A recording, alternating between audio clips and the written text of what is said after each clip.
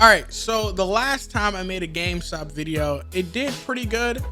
So I thought I'd do it again and maybe just go into like a little bit more detail about some of the things that I really did not like while working there, because I touched up on a few topics in my last video, but obviously I didn't really go too deep into it. So in this video, I'm gonna dive just a little bit deeper into it while I play some games of Call of Duty. All right, so now before I just start talking my shit about this company, I'm gonna go ahead really quickly and actually say, I'm pretty thankful, to have a working experience like the one I did at GameStop. Like I said in the last video, every 13-year-old gamer, has that one dream, and it's to be a GameStop employee, and I actually managed to do it. So on that end, I'm pretty thankful for it, that I accomplished one of those goals that I set for myself.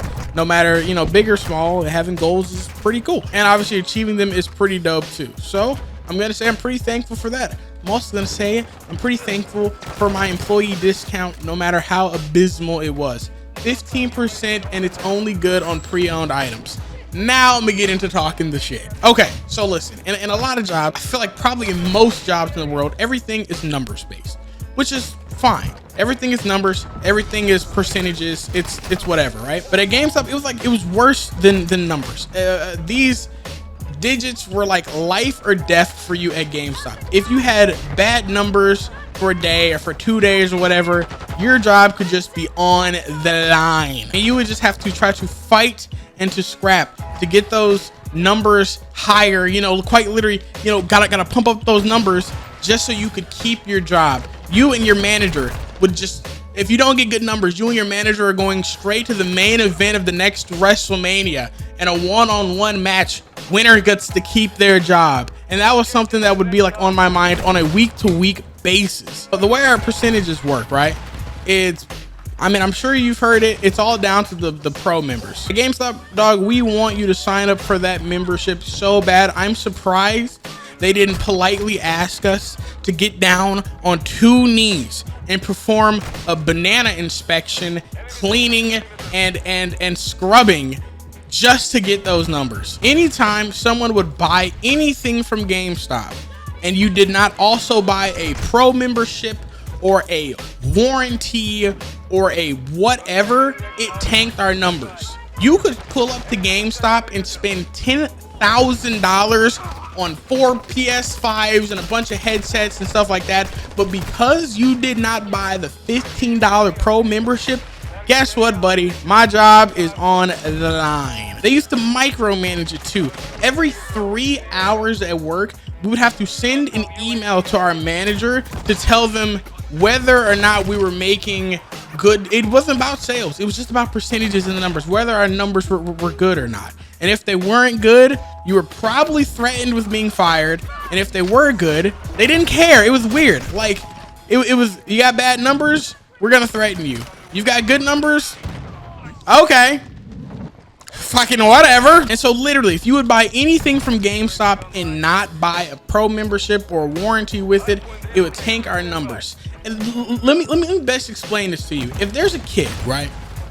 Let's say there's a 5-year-old, 6-year-old kid, right, who's got his allowance money and he's got a $5 bill, right? And he uses his allowance money, that $5 bills, to come in and buy one of whatever the latest deck of Pokemon cards was, whatever the newest set was. He's got $5. All he can afford is 1 pack. But when you're a kid, $5 feels like 50. And he's been saving up those coins and quarters or whatever for a while. He's got $5 in his pocket. He wants to buy a pack of Pokemon cards. And he picks up the pack he wants.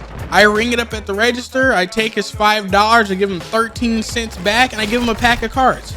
And because that, 6-year-old kid only had enough money to buy 1 pack of Pokemon cards and did not have enough money to buy an insurance plus a $15 pro membership reward program, my numbers tanked that day.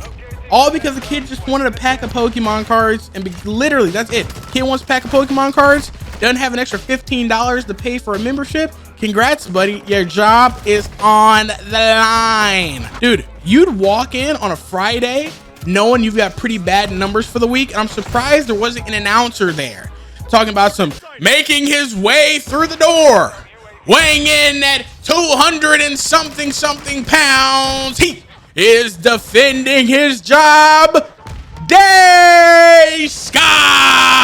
All right, so now let me talk about the dumpster divers. Oh, let me tell you, dog, all the GameStop dumpster diver videos that you see on YouTube, they're fake. They're fake. I don't know why anyone needs to tell you this. Those videos are fake. GameStop dumpster diving is fake. There is not a single thing that we throw away in the trash that has literally any value to it. We're not tossing PS5s no matter what you see in that YouTube thumbnail. We're not just throwing away Xbox Series S's and Nintendo Switches and gaming PC parts. We're not just throwing RTX 4090s out in the trash for you to go into the dumpster and get it. And you want to know what people would do? They would go to the dumpster and they would pull shit out. We'd have like a game that's been sitting on the shelf for like 5 years or something. It'd be like, I don't know, Anthem, right?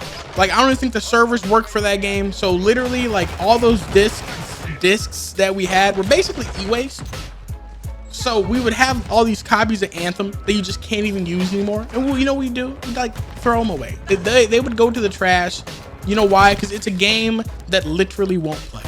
And you know what'll happen? Somebody will go through the dumpster, find a copy of Anthem along with some other stuff, bring them inside and try to trade them in or something. And then I would tell them, I'm like, hey, you know, we can't take this game. And they'd be like, what? You know, they'd be like, why not? And I'm like, because the game has no value. No, what do you mean this game has no value? It's brand new. It's whatever. It's like the seal on. I'm like, yeah, I know it's brand new. I threw the bitch away yesterday. Kind of a nightmare. But if you'd like to wake me up from this nightmare, I'm gonna ask that you drop a sub to the channel. I really appreciate it. I'm like on the road to hitting 5,000 subscribers. I know for most YouTube channels out there, 5,000 subscribers is an absolute abysmal number that most people probably get to in just a few videos. But I'm not those big YouTubers. I'm just a regular dude working regular retail jobs, just trying to play some video games and hope a couple eyeballs can get a glimpse of it. Anyway, my name is Dayscar. I love you. I appreciate you. If you made it to this far in the video, thank you. That means something to me. Anyway, I'll catch you later.